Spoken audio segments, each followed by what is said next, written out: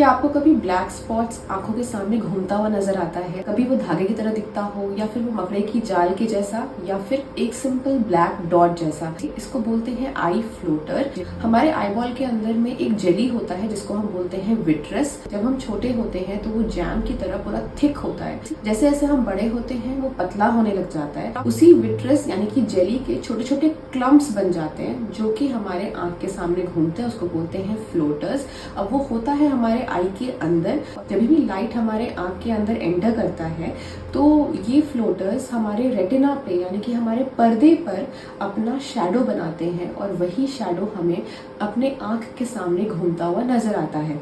जब आप bright light में आप स्काई की तरफ देखते हैं या फिर आप कोई प्लेन बैकग्राउंड में देखते हैं तब ये फ्लोटर आपको ज़्यादा क्लियरली नजर आता है।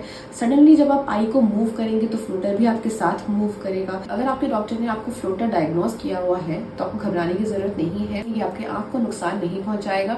टाइम के साथ साथ हो सकता है ये नीचे सेटल हो जाए या फिर आपको उसकी आदत लग जाएगी। पर अगर ये ब्लैक स्पॉट आपको रिसेंटली डेवलप हुआ है, पहले कभी नहीं था, तब आपको एक बार जाके एटलीस्ट आई डॉक्टर से चेकअप कराना है। आपके आई डॉक्टर आपका रेटिना चेकअप करेंगे। बिकॉज कभी कभी क्या होता है कि फ्लोटर जब डेवलप होता है तो उसके साथ साथ पर्दे पे कुछ वीक पॉइंट्स जैसे होल्स डेवलप हो जाते हैं जो आगे चल के डिटैचमेंट कर सकते हैं, रेटिनल डिटैचमेंट कर सकते हैं। अब जैसे कि ये हमारा आई बॉल है मान लीजिए, तो ये जो व्हाइट पार्ट है ये पूरा इस तरफ से ऐसे गोल होना चाहिए।